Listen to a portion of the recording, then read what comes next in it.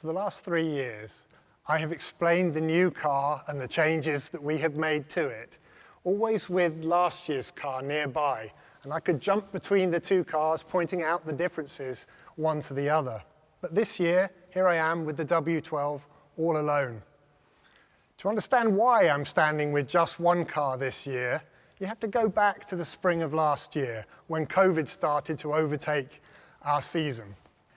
After Melbourne was cancelled, the first race of the year, and it was clear that the whole sport was going to be significantly affected by COVID-19, the sport met to try and map out its future in what was obviously going to be a difficult year. And we took a few very sensible decisions. We could see even then that it wasn't just 2020 that was going to be affected, and that COVID was going to cast a very long shadow over the season to follow as well. And the sport made a series of quite sensible decisions to try to survive in this new world affected by this disease. And the decision they took that was most striking was that we would carry over parts of the car from one year to the next, so that the backbone, the underlying structure of the car, would be the same between the 2020 season and the 2021. So with this W12 in front of me here today, bits of it are achingly familiar. The survival cell where the driver sits, that's the same piece. The transmission at the back, the fuel system, the hydraulic system, many of the components on the car are simply cut and paste from last year to this. And not only are they cut and paste in a design sense, the actual physical parts, this survival cell, is the very thing that raced last year on our 2020 design.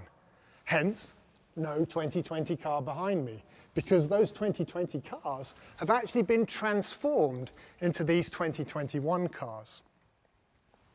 Now, although there are lots of bits of the 2020 car in this design, that doesn't mean in any way it is the same car. Sure, the architecture, the underlying structure is the same, but many of the things that make it a performance car have changed. And that's because the sport also decided to keep the things that tend to distinguish cars from one another in performance terms, keep those on the table. So all of the aerodynamic package, that's new. All of the engine, that's new.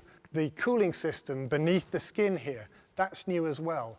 These are the sort of things that make the main differences between the cars.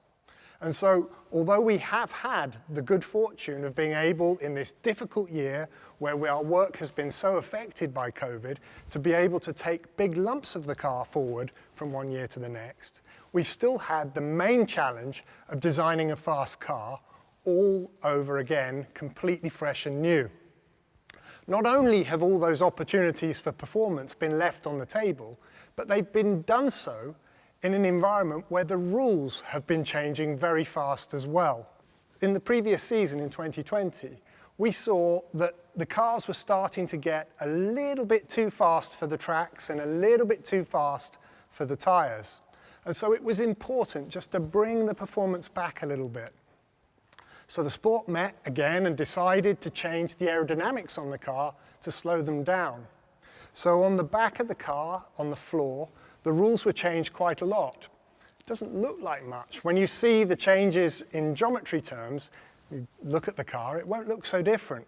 But actually, from an aerodynamicist point of view, the changes at the back of the car here, in front of the rear wheels, in the diffuser behind, in the forward part of the floor just down there, those changes are actually very big, and from an aerodynamicist point of view, they represent a sort of regulatory vandalism that actually knocked the performance of the car right back about 1.5 years to somewhere around 2019 levels.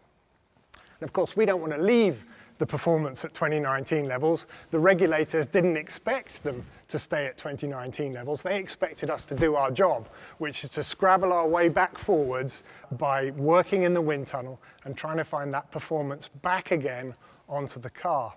And we've had a very exciting time in the wind tunnel doing just that, finding new ways to make sure that even with the floor chopped and hacked by regulation, we're able to put a car down on the track that has high performance. In the middle of the car here, the power unit, I said that was all new, and it is. Every little bit of it is new. And it's probably most obvious to an external observer in that big bulge that you see there.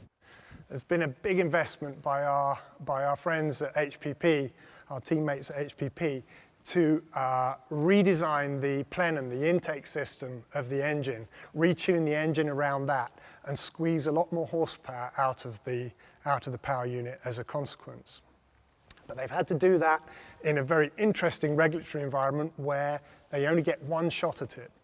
In previous years, they were allowed 3 goes. You have a phase 1 PU, a phase 2, and a phase 3, each bought at different parts of the season with the power unit getting stronger through the year. In this year's rules, they get 1 go, and they have to make sure they can put all that goodness into the power unit right from the start of the year. Another big change to the rules for 2021 is that we have new tyres. The tyres last year, as I mentioned earlier, they were starting to get a bit on the limit for the performance of the cars.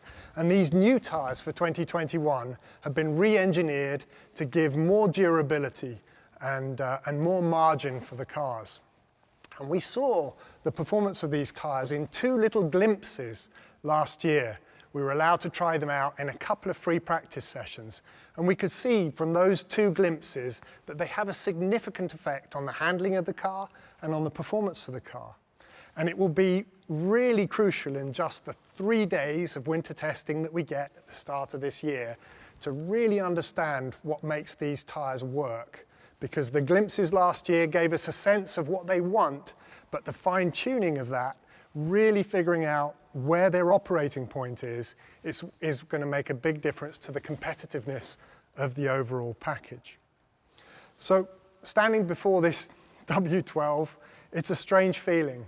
Bits of me are thinking, well, it's an old friend, this looks very familiar, but actually that's not how I feel overall. I don't feel like this is something that you could just put on like an old coat or pick up like an old friendship and just make it all happen like it did the year before.